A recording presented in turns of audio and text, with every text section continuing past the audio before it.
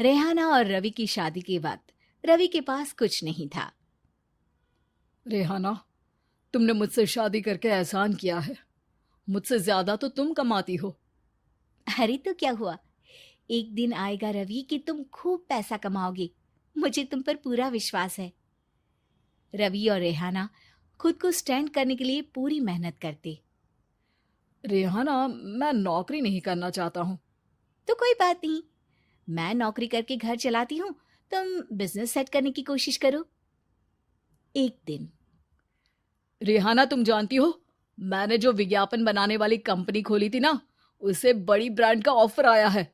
अब हम लोगों के दिन ब्यारे न्यारे हो गए हैं। मैं जानती थी रवि कि एक दिन तुम सेटल हो जाओगे। रवि का काम अच्छा चल जाता है। एक दिन वो रेहाना से कहता है, रेहाना, अब हम लोगों का बच्चा भी हो गया है। बहुत छोटा है वो। उसका ख्याल कैसे रखेंगे हम? कैसे क्या, मैं गांव से माँ को लेकर आ जाती हूँ। नौकरी से हाफ डे ले लिया करूंगी। अभी तो वो छोटा है, स्कूल जाने तक मैं मैनेज कर लूंगी। देखो रेहाना, मैं अब अच्छा कमा रहा हूँ। तुमको नौकरी करके परेशान होने की कोई जरूरत नहीं है। अरे कैसी बात कर रहे हैं, मैं अपनी लगी लगाई नौकरी कैसे छोड़ दूं? और मैंने तो सुना है हम लोगों को कुछ ही महीनों में सरकारी नौकरी मिल जाएगी।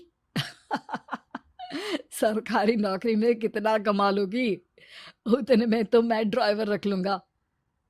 रेहाना को रवि की बात का थोड़ा बुरा तो लगता है। कम से कम मेरी नौकरी की इतनी बेइज्जती मत करो। भूल गए, इसी नौकरी के बदौलत तुमने अपना बिजनेस खड़ा किया है। अरे वो तो मैं किसी के भरोसे भी कर लेता। देखो, अपने बच्चे को संभालो, घर का काम करो। अब बाहर जाती तुम अच्छी नहीं लगती हो। रेहाना रवि के कहने पर नौकरी तो छोड़ देती है, लेकिन अब बड़े से घर में उसकी कीमत किसी नौकर से कम नहीं होती। एक दिन रवि का दोस्त आता है। भाभी, हम लोग तो आपको तब से जानते हैं जब से आप लोग शादी होकर इस शहर में आए थे। आपकी बदौलत ही सारा बिजनेस खड़ा हुआ है। ये किस्मत तो आप ही की है भाभी। हाँ हाँ भाई, हमारी मेहनत तो कुछ है ही नहीं। अरे होगी, लेकिन भाभी की किस्मत के आगे कुछ नहीं। दोस्त वहां से चला जाता है, लेकिन रवि का गुस्सा सातवें आसमान में होता है। देखा कैसे बोल रहा था? अरे बिल्कुल अच्छा आदमी नहीं है ये। कैसी बात कर रहे हैं आप? प्रशांत भैया तो बहुत अच्छे इंसान है रवि। कैसे उन्होंने हमारे मुश्किल वक्त में हमारा साथ दिया था। अरे था पैसा तो साथ दिया, नहीं तो कौन पूछता है? रवि का व्यवहार पैसा आते ही अलग हो गया। वो बंदे को बंदा नहीं समझता। घमंड से घिरे रवि ने तो एक दिन हद ही कर दी। रेहाना, मैं अब तुम्हारे साथ नहीं रह सकता हूँ। क्या क्या बकवास कर रहे हो रवि? क्या कहना चाहते हो? और क्यों नहीं रह सकते तुम मेरे साथ? देखो, मुझे कोई और पसंद है, और उसने साथ रहने पर बस यही शर्त रखी है कि मुझे तुम्हें तलाक देना होगा।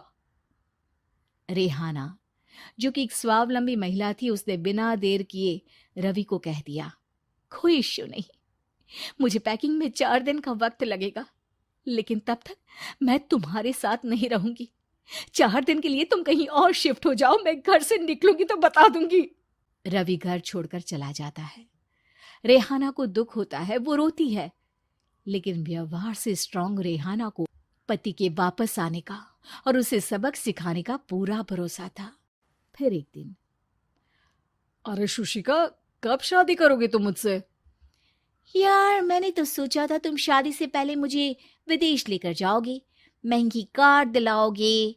अरे सब दिला दूंगा, लेकिन पहले मुझसे शादी तो कर लो। हाँ हाँ, क्यों नहीं। मैं कुछ दिनों के लिए अपने मम्मी पापा के पास जा रही हूँ और लोगों से अपनी शादी की बात करूंगी। अरे शुशिका, कैसे रहूंगा मैं तुम्हारे बिना?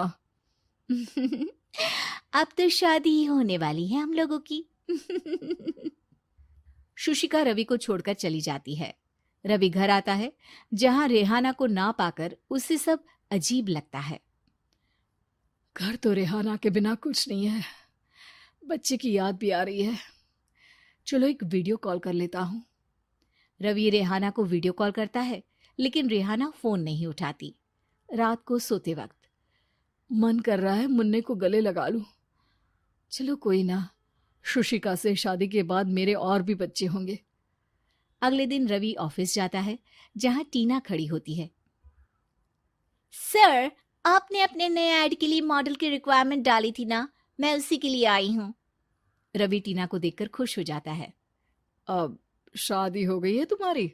नहीं सर, बस अच्छा सा हैंडसम और अमीर लड़का देख रहे हैं मेरे मम्मी पापा।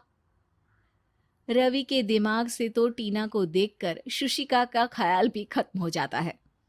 अरे यार, ये लड़की मिल जाए कितनी सुंदर है। शुशिका तो इसके आगे कुछ नहीं है। आ, अब क्या तुम्हें ऐसा नहीं लगता कि मुझसे मिलकर तुम्हारी ये खोज खत्म हो गई है?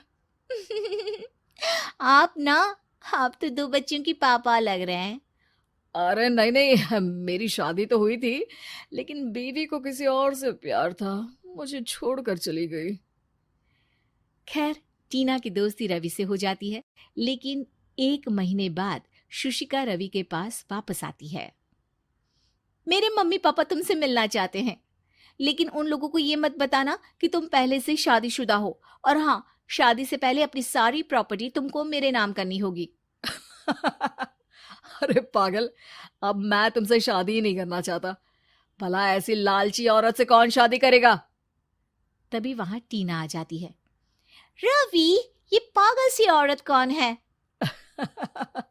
देखो, तुमने ही कह दिया ना पागल, तो पागल ही है।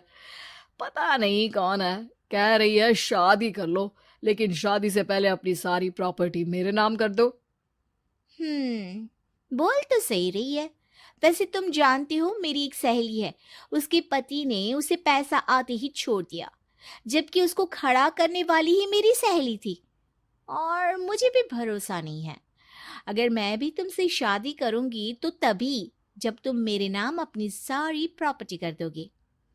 अरे हाँ हाँ, क्यों नहीं, बिल्कुल कर दूंगा। रवि और टीना की शादी की तारीख तय हो जाती है।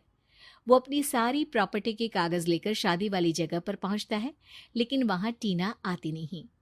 रवि टीना को मैसेज करता है। कहाँ हो?